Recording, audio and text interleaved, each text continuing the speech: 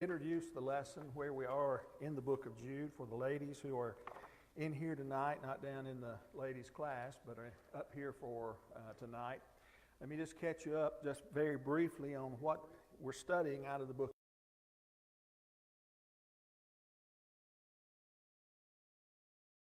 Thought or I had a subject in mind, and the subject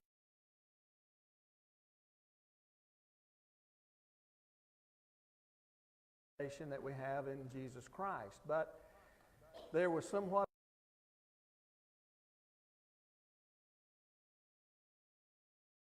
different topic, and the emergency that he writes about has to do with some false teachers that have come in that have infiltrated the church. They have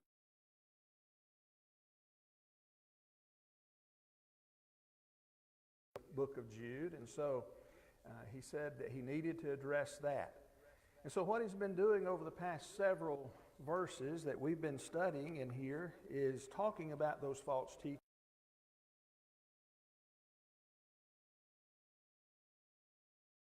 Continue to do that in verse 12, where we are tonight.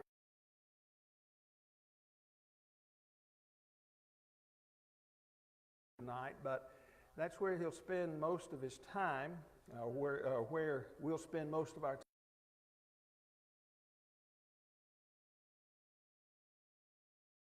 Verses 12 and 13 are about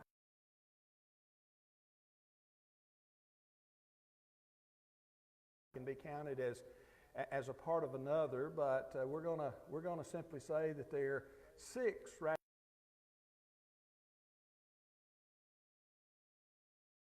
What I'm going to do is use six metaphors in regard to these teachers, describing them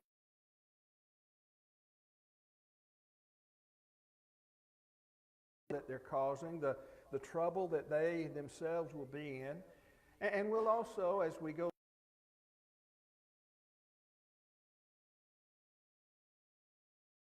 through and I read about these things. We started on verse 12 last Wednesday night. We talked about the first one. These are hidden reefs in your love feast. Okay? Now, the idea is, and I won't go back and deal with all that we dealt with last Wednesday night, but the idea is of a rock or a reef just below the surface of the water. And he said that these teachers are like that. Now, if they're beneath the surface of the water, what are they? Well, they're hiding out, okay? And so they're not just coming in and blatantly saying, all right, let's deny Christ, let's do these other things that Jude informs us that they're doing. And if they did that, okay, they just blatantly came out and did that, do you think they would have as much success? Or perhaps, they might have been run off, if you will, from day number one. Well, they had slipped in the side door. They had gained the confidence of the people. We'll see some things tonight that helped them do that. But they didn't just blatantly come in. They were hidden.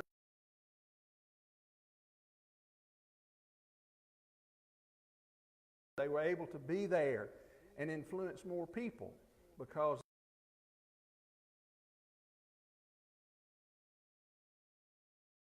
why are they dangerous? Why we asked this last week, why is a reef or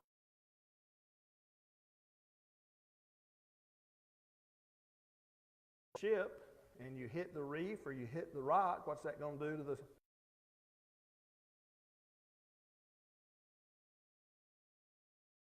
ship? And so that's one of the effects that these false teachers could have had on the church there that Jude is writing about, that he's writing to. And so he talks about them being those hidden reefs. But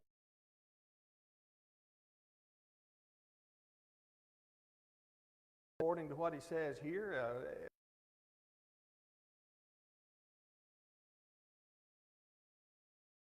he says they're hidden reefs at your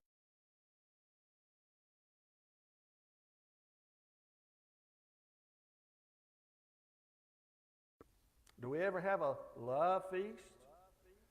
Is that something?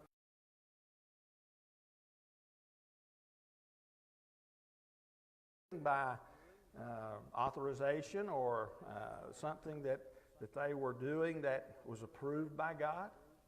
What was the love feast? Well, as best we can tell, these love feasts that we're talking about here had to do with a common meal. There's nothing to do, evidently, with the Lord's Supper, but it evidently had reference to a meal. Go back to the book of Acts, chapter 2, verses 40, or just look at verse 46. That'll be sufficient for us tonight. Acts chapter 2, verse 46. And while you're turning there, let me ask you the question. In the first century, in the early days of the church, how close were the brothers and sisters in Christ, the new Christians? How close were they? And I'm not talking about did one live here and the other one live across the street. I'm talking about from the standpoint of fellowship, from the standpoint of togetherness and love for each other. How close were they? Well, look at verse 46. Somebody read that out loud for us. Acts 2, verse number 46.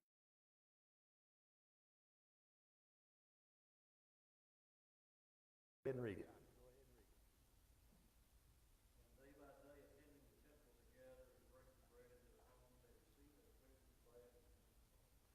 All right.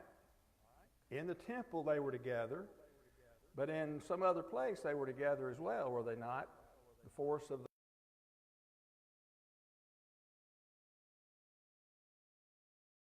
together to one another's homes, and there they had a meal together. And if you're reading that from the King James Version, you'll see that the force of it more, of the idea of them being together in these meals.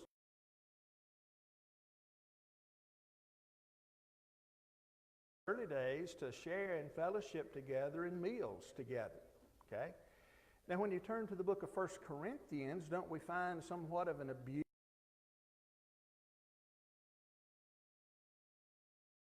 They had brought these meals, it seems, into the church itself and substituted the Lord's Supper for a common meal. And the Bible there talks about how that they were meeting together, and there was a problem because some were getting to eat, some were not. And, you know, there was jealousy and strife and all those things in regard to what was going on, in addition to the fact that they had neglected the Lord's Supper, and Paul addresses that very clearly. But yet again, that tells us something about the church in the first century and how they spent time, how they ate together. Sometimes they abused it, sometimes they didn't. But here it seems that we have some kind of feast that they are gathering together to have.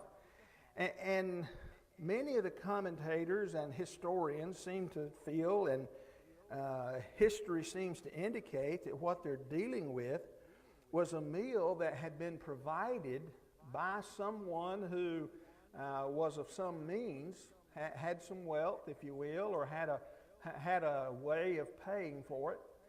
And it was provided for those who were poorer, those who did not have as much. And so they would be together in those settings, and they would call them what we simply have here known as love feasts.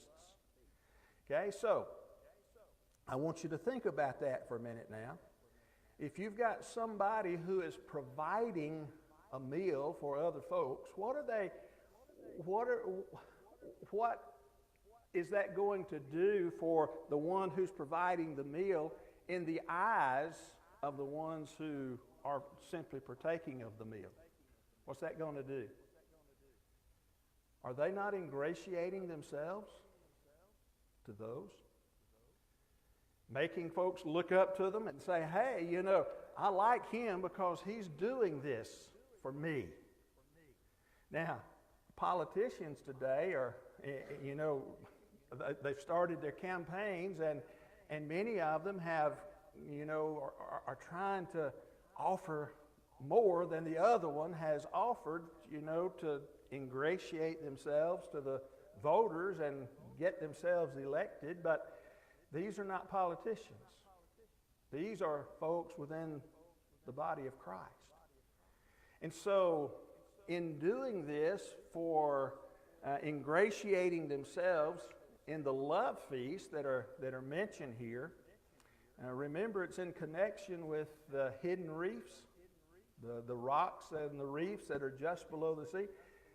They're doing it for an agenda. They're doing it for a motive that's not pure.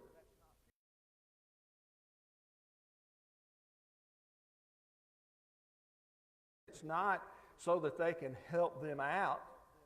And Jude makes that clear with the next statement.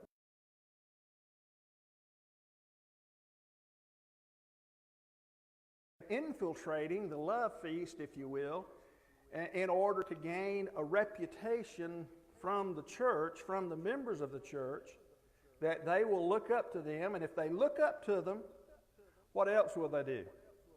If the folks who are sitting out there, quote unquote, in the pews, if they look up to these folks, will they not more easily and readily follow them, listen to them? Can't they more easily sway them away from the Lord, away from His church? No wonder they're coming in at the side door. No wonder they're just below the surface of the water. They're hidden there and ingratiating themselves. They are coming in and they're seeking to bring in these false teachings, this false doctrine, in order to pull people away. You know what? That doesn't happen just in the first century. A number of years ago, within the church, there was a thing called, and actually a lot of folks refer to it as the change movement. The change movement. And the change movement was hopefully, in the eyes of many, to get the Lord's church to become a more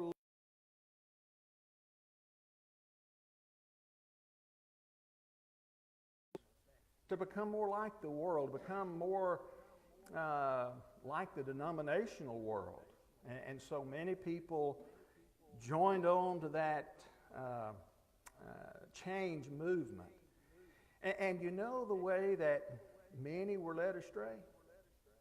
It was by folks basically slipping in the side door, hiding just under the edge of the water until such a time as they had a following. They'd ingratiated themselves to so many that they had a following, and lo and behold, churches would split, or whole congregations would go astray from the Lord.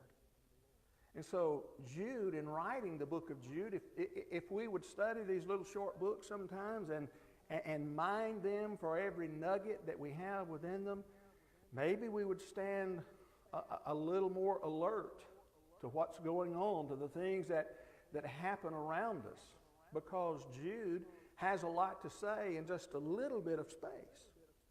He says these are hidden reefs at your love feast. Now watch with you, as they feast with you without fear. I don't have to worry whether you're running me off or not. You're getting to love me. And they're making themselves at home. And then he says they are shepherds feeding themselves. Now that can either be tied to that first metaphor in verse number 12, or it can be, sort of viewed as a separate one itself.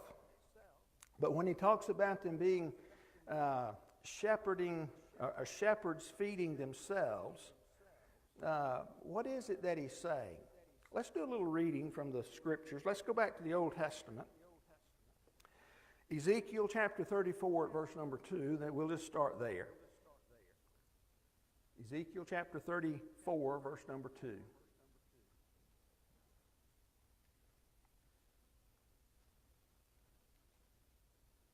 Okay? Again, you know the drill. Whoever gets there, read it out loud for us.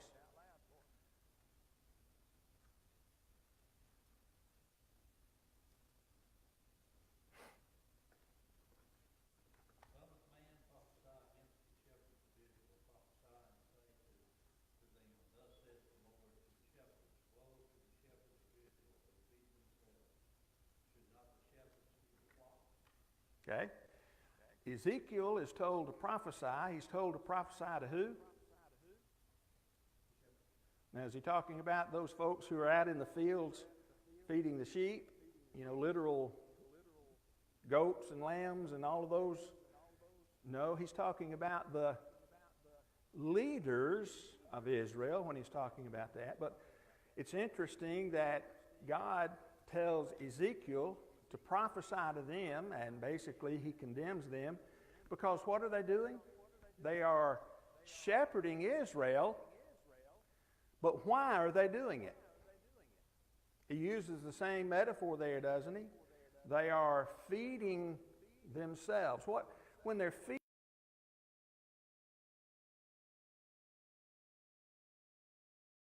Ezekiel is telling us that they're doing.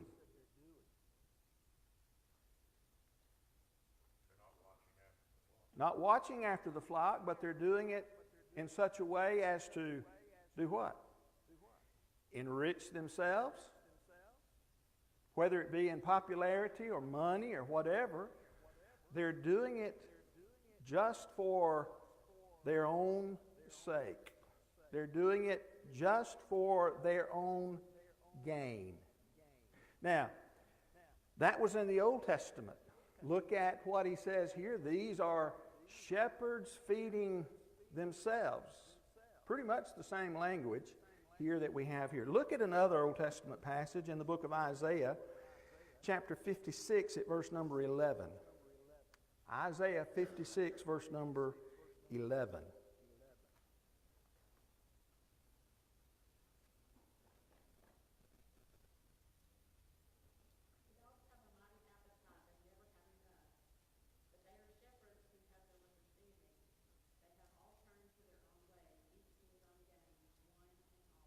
Okay, again talking about Israel.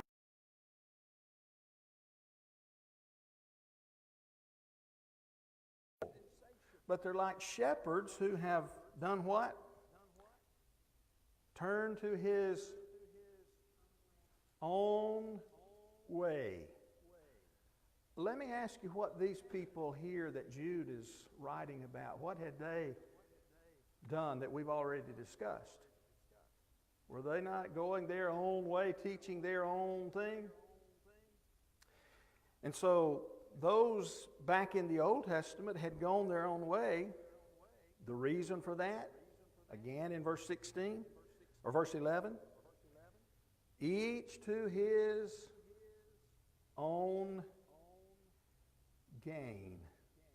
They're doing it for them. They're doing it for their own gain. Look at Acts chapter 20, verse 28. Acts chapter 20, verse 28.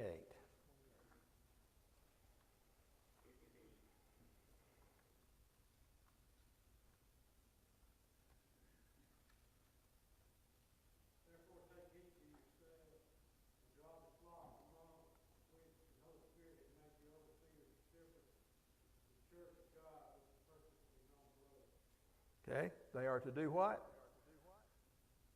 Well, by the way, who is Paul talking to in Acts chapter 20? Elders from Ephesus, okay, and he's talking to them. And he says, you have a job to do. What was their job? Care for the flock. That's the way the English Standard translates it. King James Version says, feed the flock, doesn't it? What do you read there? New King James, what was the way that it translated it?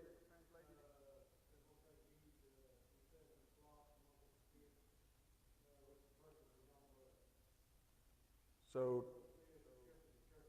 shepherd the church of God.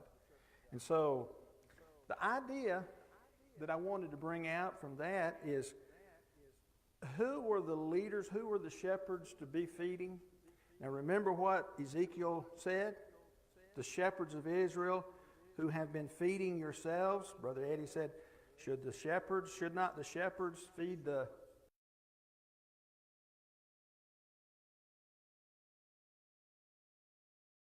20 verse 28?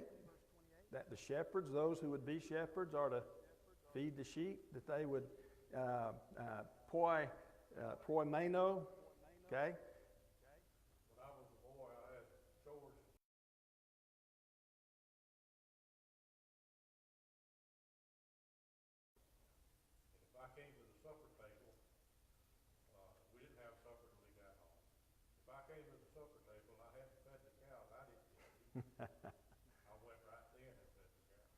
Well, I will assure you that these who don't feed the sheep that he's talking about here are feeding them the wrong feed. They're not going to get to eat in the final feast, if you will. And just a boy, I wasn't concerned about those cows too much. I had more of my own things. You had your belly was what was on the line right there.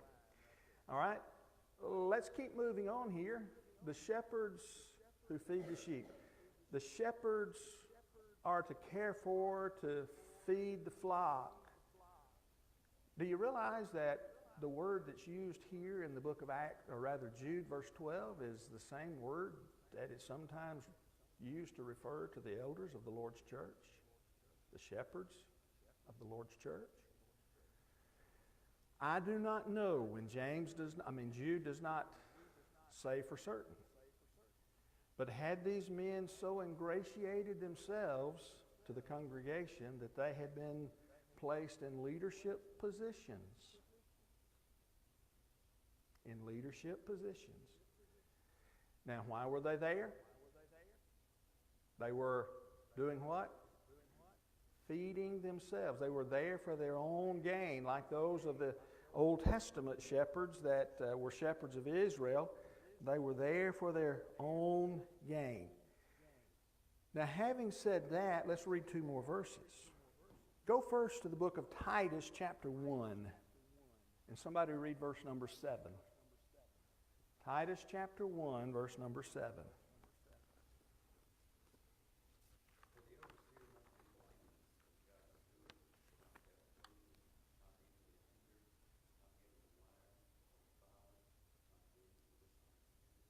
All right.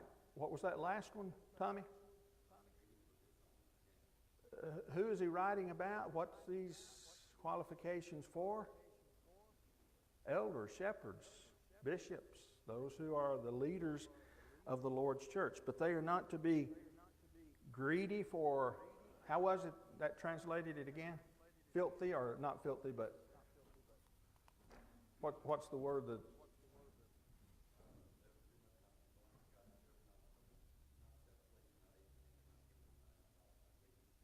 Dishonest gain. So dishonest gain. All right? Keep your mind there. Hold on to that one.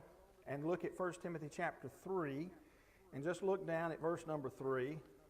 Timothy is doing the same, or Paul is doing the same thing with Timothy that he has done with Titus, or would do with Titus. But look at verse number 3, giving the qualifications there.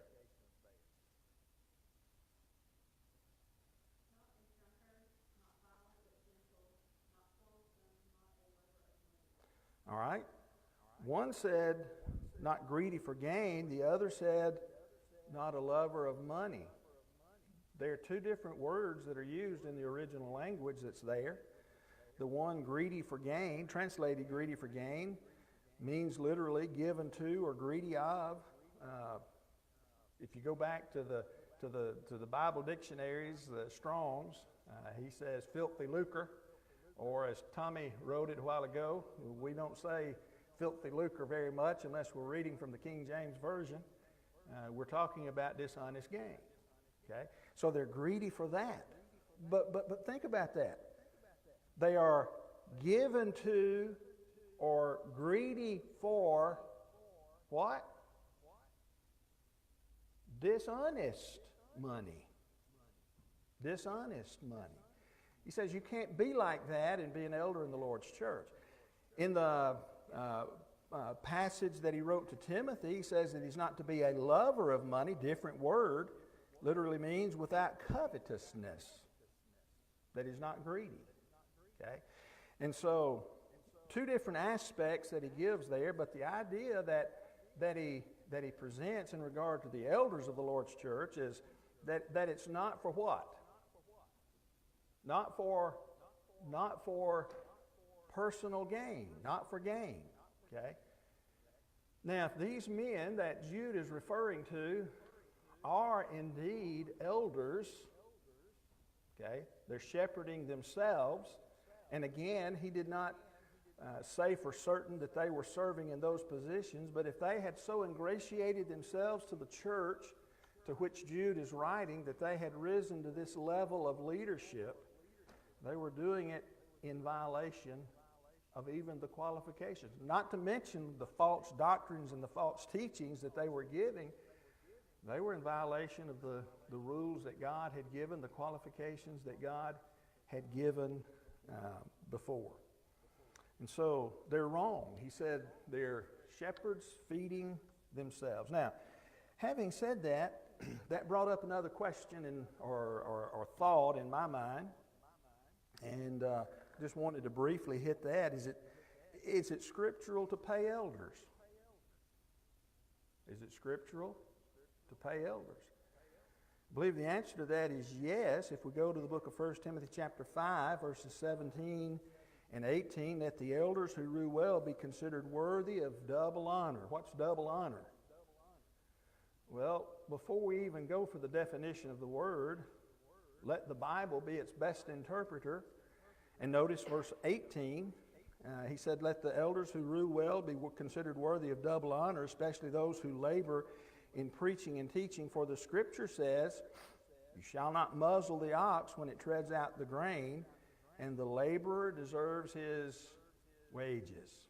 Labor deserves his hire or his wages. And so, you know, in the context of what he's saying here, that he's having to do, he's discussing the idea of wages, of being paid. The word translated honor is found a number of times in the New Testament, 3 of which let me just call your attention to. In the book of Matthew chapter 27, at verse number 6, if you want to turn over there real quick, you'll find that Judas has brought the money that they had paid him to betray Jesus and cast it back into the Jewish leaders, and they have to have a discussion as to what they're going to do with it.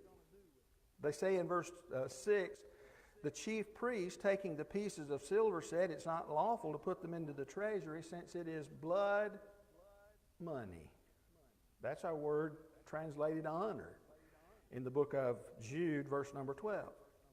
In the book of Acts chapter 5 at verse number 2, Ananias and Sapphira had sold some property, and when they sold the property, you remember the story, they decided to not give it all to the church, which would have been fine, and Peter makes it clear that would have been fine, but they chose to lie about it.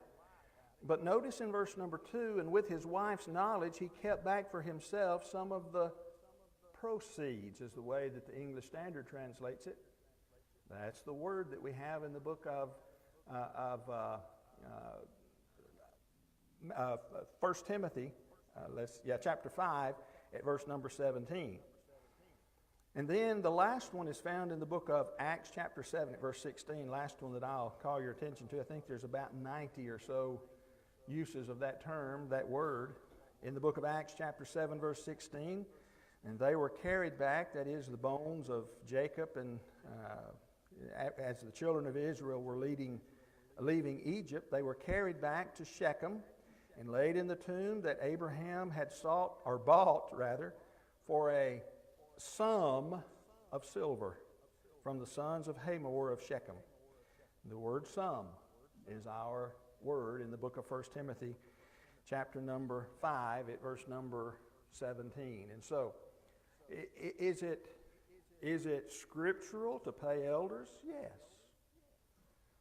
But as you think about it, if they have the proper qualifications, paying them is not going to tempt them to do something that is out of the way. That's not the key. You know, I don't want to spend a lot more time here, but sometimes I think we would be wise to have some elders on the payroll. We sometimes look and we think, they're sort of in control of the money. I think we'd be wise.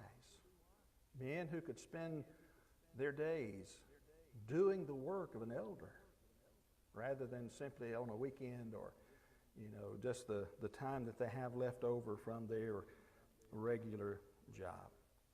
But these men that we're talking about here in the book of Jude, they presented themselves as shepherds but they were shepherds who were really only interested in themselves.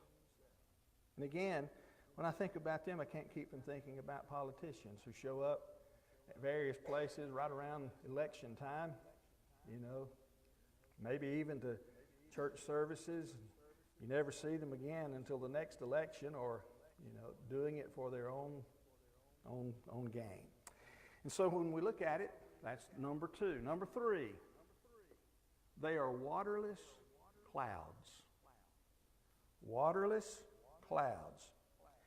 You know, in a land of just a little bit of rain, each cloud was looked at with great anticipation, wanting to know if we're going to get just a little bit of water. Now, if you're looking at the clouds in Alabama today, you're saying, man, I sure hope that one is a waterless cloud when it comes over.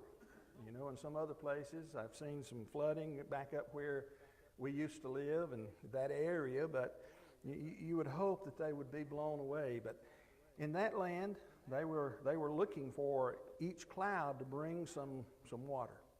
Can't help but think about what is said in the book of 1 Kings, chapter 18, verses 43 through 45. It had been 3.5 years since it had rained. Elijah had prayed that it would not rain, and it did not until he actually prayed and asked God for it to rain again. And so we know that story, but how, when it came time for the rain to come, how did it come? You remember Elijah tells his servant to do what? Go out and look toward the sea and see if there's anything out there. And the servant did what the first time? He came back and said, I don't see anything. And so what did Elijah do? He says, go back 7 more times and look.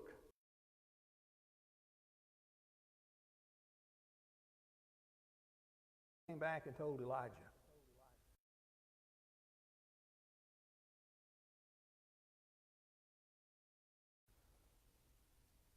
What did Elijah say? Go tell the king he better start riding because he's going to get caught in the rain. Now, I'm paraphrasing that one, but, you know, it wasn't, the king was not a real good king, but as we look at it, he said it's coming. The rain is coming. We watch pretty much, sometimes it comes out of the south, but we pretty much watch for the west, out of the west, where our rain comes from, or where our storms, or where our, you know, when the clouds start coming in, we start watching them. Those folks watch them. But he says, these folks that I'm talking about are like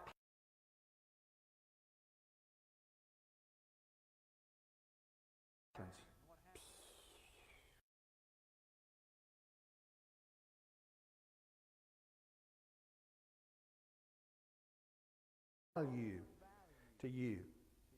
And so they are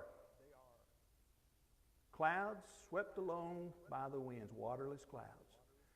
Next one, fruitless trees in late autumn. Fruitless trees, a tree that produces no fruit. That's basically what he says. Sometime go and read Luke chapter 13, 6 through 9. We've been talking about that in our Bible study on Sunday morning downstairs. But there was this fruit tree.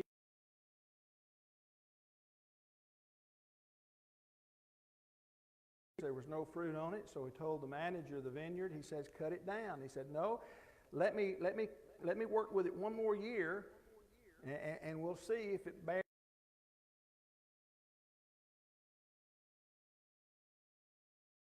fruit on them at all. And they did.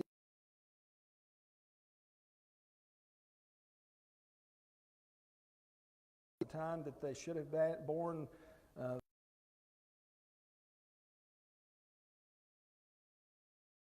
also says they're twice dead and they're uprooted.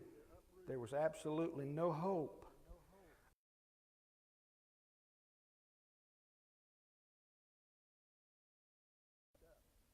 There was absolutely no hope of getting any fruit.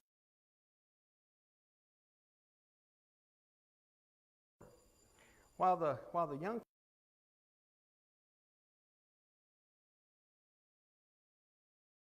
we'll talk about